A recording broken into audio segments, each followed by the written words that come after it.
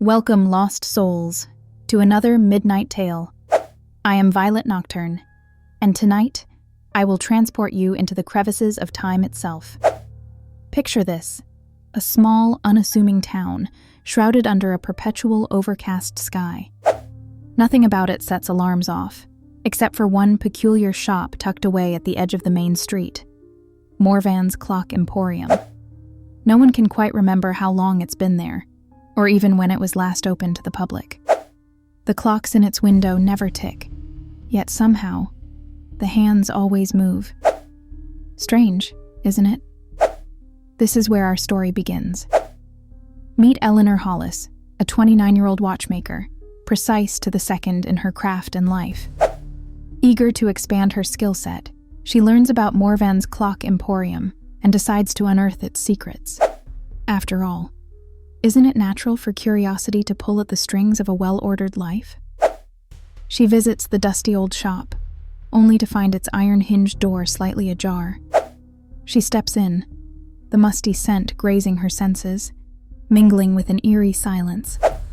Every wall is adorned with clocks of every shape and era, yet not a single tick echoes, just a perfectly orchestrated silence.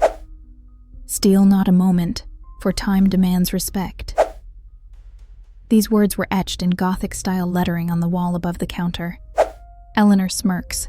Clearly dramatic owners, she thought. But her smirk dissipates when she notices movement out of the corner of her eye. A mechanical device from 1876 clicks into a different time setting all on its own. Not a single hand had touched it. She presses forward, finding a counter manned by an old man with parchment-like skin and gray eyes the color of storms. "Looking for something timeless?" he murmurs, his voice low and gravelly. Eleanor explains her fascination with clocks, hoping to sound professional but not invasive. He smiles faintly, revealing teeth sharp enough to distract her for a moment. Then, with bones creaking like an ancient machine being set into motion, he pulls out an antique pocket watch. Only the most discerning craftsman can decipher this one. Care to try your luck? Eleanor hesitates but nods. She fiddles with the watch, noticing its intricate etchings of serpents and hourglasses. But as soon as her fingertips find the small dial, a sharp pain pierces her palm. She pulls back, blood now dotting the serpentine etching. The old man chuckles. "Time has chosen you. Remember, every moment it lends must be repaid in kind." And just like that, he vanishes. Eleanor looks around. No one. The shop is completely deserted. Did she dash in on the wrong day, she wonders? Yet, she's now holding the pocket watch, its interior ticking faintly, as if acknowledging her.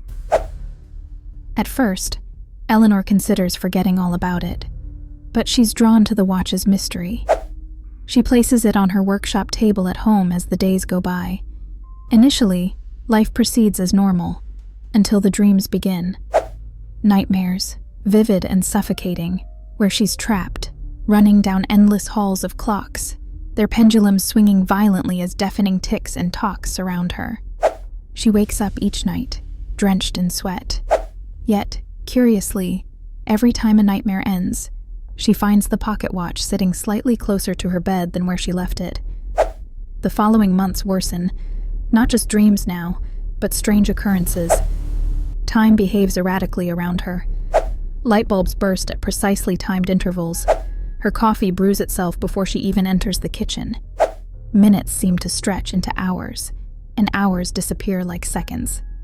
Then comes the final straw. While out on a drive, the pocket watch in her handbag begins ticking so loudly she's forced to pull over.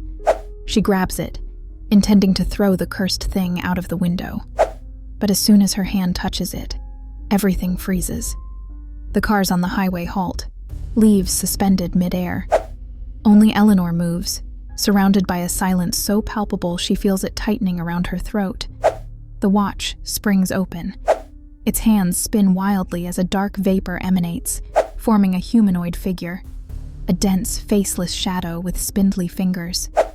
"Your debt has come due, Eleanor Hollis," it hisses. She takes a step back, trembling.